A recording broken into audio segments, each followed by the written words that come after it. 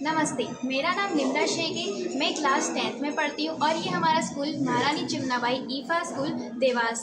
आज हमारे स्कूल में एक स्पेशल तरीके का एग्जीबिशन लगा हुआ है जिसका नाम है आर्टिफिशियल इंटेलिजेंस। तो हम आर्टिफिशियल इंटेलिजेंस के जितने बच्चे हमने कुछ ना कुछ इस पर प्रेजेंटेशन लगाई है। तो आइए हम उस प्रेजेंटेशन को देखते हैं।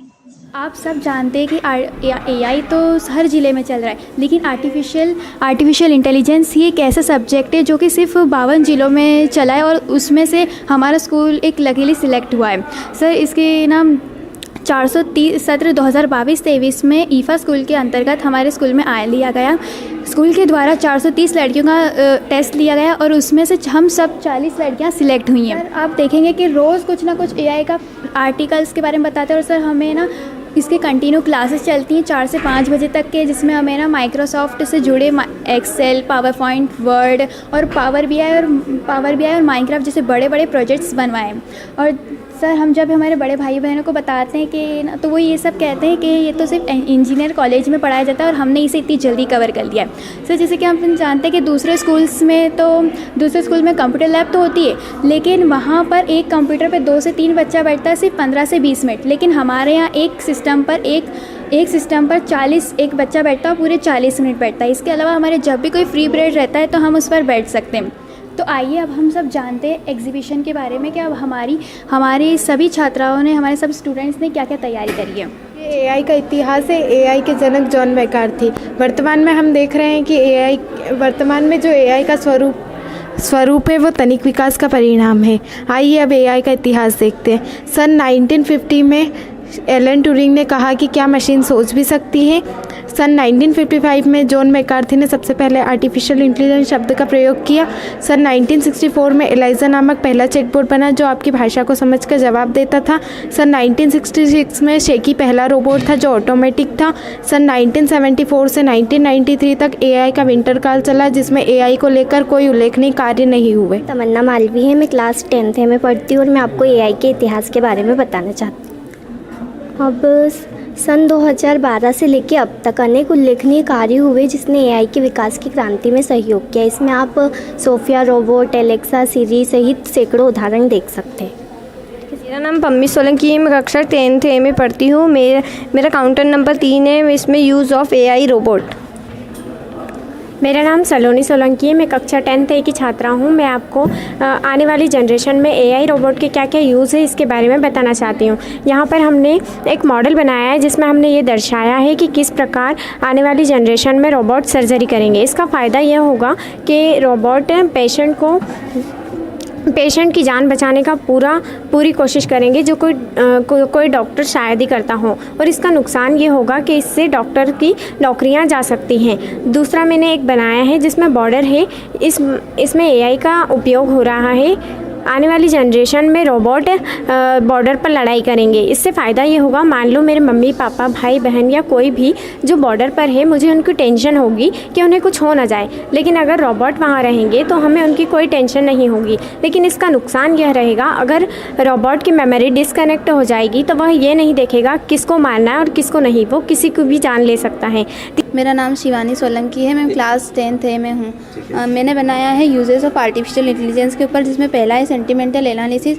ये ज़्यादातर शॉपिंग से ऐप में यूज़ होता है। जैसे कि हम कुछ सामान खरीदते हैं, उसमें रेटिंग का ऑप्शन आता है, हम उसमें अच्छी रेटिंग करते हैं तो कस्टमर दूसरा उसको देख के खरीद लेता है। दूसरा है कंप्यूटर का एआई का कंप्यूटर बहुत उपयोग होता है, जैसे कि सॉफ्टवेयर बनाने में और गेम्स डिज़ाइन करने, रोबोट्स डिज़ाइन करने। तीसरा एआई रोबोट्स, आपने सुना होगा जैसे सोफिया रोबोट आया है, वो बिल्कुल इंसानों जैसा है। फिर फेशियल रिकॉग्निशन, ये हमारी इमेज, वीडियोस, फोटोज़ में हमारे चेहरे को कैप्चर कर लेता है और आइडेंटिफाई कर लेता है। फिर सोशल मीडिया हमारे बीच ही कम्युनिकेशन और चैट्स कर सकते हैं और ज़्यादातर ये ऐप यूज़ होते हैं। फिर एलेक्सा, ये एक वर्चुअल असिस्टेंट है जो अमेज़न कंपनी द्वारा विकसित है। ये हमारी आवाज़ को सुनकर जवाब देता है कोई भी हम सवाल करेंगे। जैसे कि एलेक्सा भारत का प्रधानमंत्री कौन है, वो बोल देगी श्री नरेंद्र नाथ मोदी। Thank you.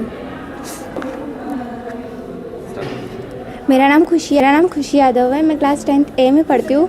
मैं आपको रोबोट चराई के कुछ फ़ायदे बताना चाहती हूँ। जैसा कि आप जानते हैं, इंदौर में भी एक रोबोट चौराही है। मैंने उसी के आधार पर ये रोबोट चौराही बनाया है। इस रोबोट की यह खासियत है कि इसकी आंखों में जो कैमरे है वो AI युक्त कैमरे है। अगर आसपास कहीं एक्सीडेंट होता है तो ये डायरेक्ट हॉस्पिटल में इन्फॉर्म कर देते हैं कि यहाँ पे एक्सीडेंट हुआ है। डायरेक्ट एम्बुलेंस लोकेशन ट्रैप करके वहीं पहुँच जाएगी। गुड आफ्टरनून सर, मेरा नाम साक्षी परमार है। मैं क्लास 10th A में पढ़ के आप देख रहे हैं कि मैंने ये वर्किंग रोबोट बनाया है। जी सर, वर्किंग रोबोट। इसके कुछ एडवांटेजेस ये हैं कि सर ये हॉस्पिटल में सर्जरी वगैरह यही करता है। उसके डिसएडवांटेजेस ये हैं कि अगर इसे मनुष्य से ज़्यादा समझ जाता है तो ये मनुष्य को क्षति पहुंचा सकता है और लोगों का रोज़गार भी छीन सकता है। Thank you. मेरा नाम मुस्कान वर्मा है। मैं 10th A की छात्रा हूँ। मैंने एप्लीकेशन ऑफ मशीन लर्निंग का मॉडल बनाया है। ये एप्लीकेशन ऑफ मशीन लर्निंग के मतलब ये मशीन लर्निंग के सब पार्ट्स हैं। मशीन लर्निंग वो जो हम मशीन को कुछ लर्न कराते हैं, मशीन लर्निंग उसे कहते हैं।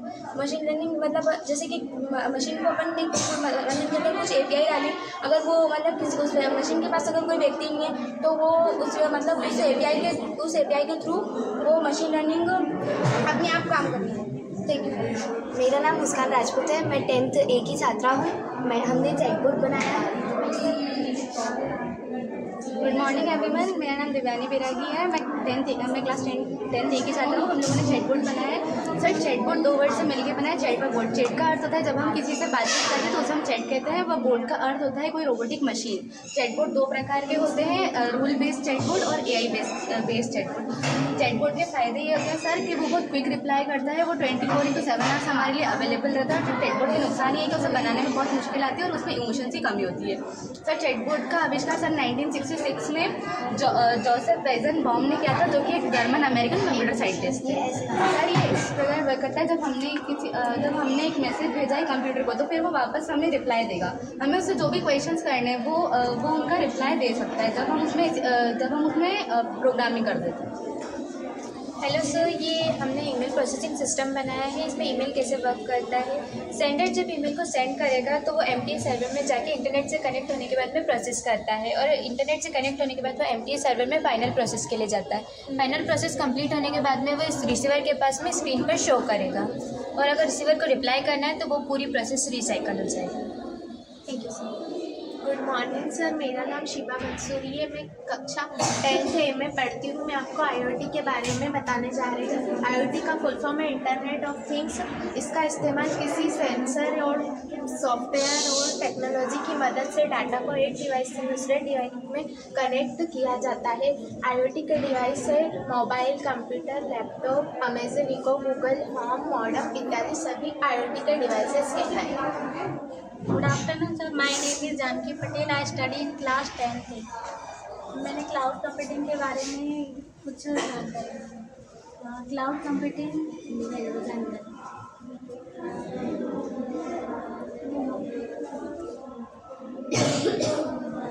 क्लाउड कंप्यूटिंग डाटा और प्रोग्राम को एक्सेस करने में किया जाता है। क्लाउड कंप्यूटिंग एक ऐसी टेक्नोलॉजी है जिसके द्वारा डाटा और प्रोग्राम को इंटरनेट के माध्यम से एक्सेस किया जाता है। Good afternoon sir, my name is Ambika Parmar and I study class 10th।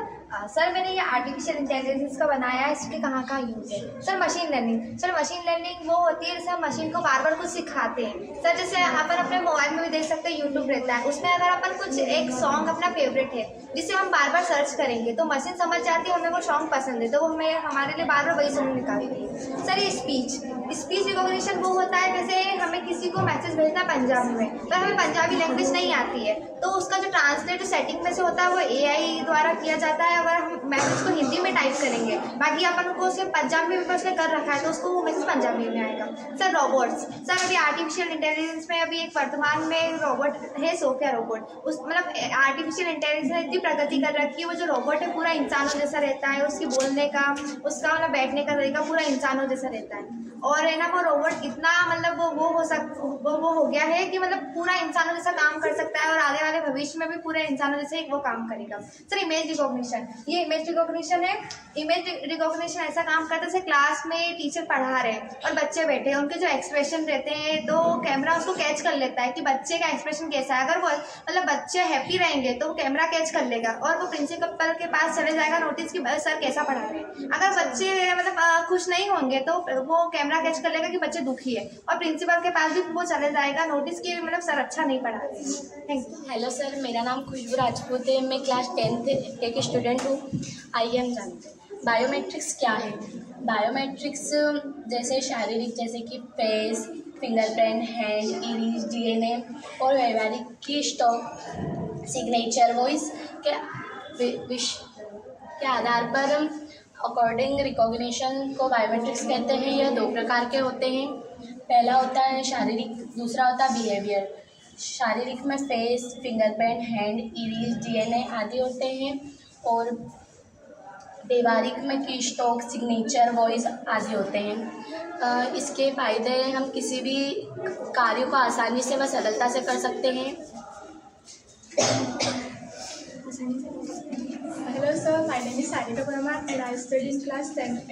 Sir मेरा टॉपिक है सेंटीमेंट एनालिसिस, मतलब किसी यूज़र की किसी प्रोडक्ट या कार्य के प्रति प्रतिक्रिया को जानने के लिए उससे प्राप्त डेटा के आधार पर उसकी भावना को जानने की प्रक्रिया सेंटीमेंट एनालिसिस कहलाती है।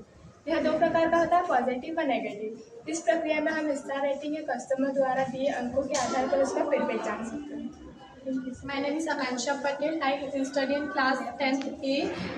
मैं रोज़ इन AI करियर के बारे में आपको समझाती हूँ। Sir, roles in career AI में AI रोबोट स्पेशलिस्ट आते हैं, AI इंजीनियरिंग एंड साइंटिस्ट आते हैं। AI के बारे में जैसे कि surgery and afternoon. My name is Muskan Chaudhary. I study in class 10th A. Sir, face and emotion recognition, चेहरे का अध्ययन कर उसके विभिन्न भावों को समझकर अध्ययन करना फेस एंड इमोशन रिकॉग्निशन कहलाता है। इस तकनीक का उपयोग मानवीय भावनाएं, भावनात्मक अवस्थाओं की पहचान व अवस्थाओं का विश्लेषण करना का कार्य करता है। इस कार्य से बनी मशीन आर्टिफिशियल इंटेलिजेंस पर कार्य करती है। इसके साथ मुख्य इमोशंस होते हैं happy, fear, natural, disgust, surprise, sad, anger. ये एपीआई रोबोट को मनुष्य के भाव समझाने में सहायता करता है। Thank you. तो देखा आपने हमारे बच्चों ने किस तरीके का प्रदर्शनी लगाई, किस तरीके की एग्जीबिशन लगाई। सब ने कुछ ना कुछ उनका मॉडल्स बताएं। किसी ने चार्ट्स बनाए तो किसी ने वर्किंग मॉडल्स, तो किसी ने रोबोट। मुझे उम्मीद है कि आप सभी को हमारा एग्जीबिशन अच्छा लगा होगा। नमस्ते, हम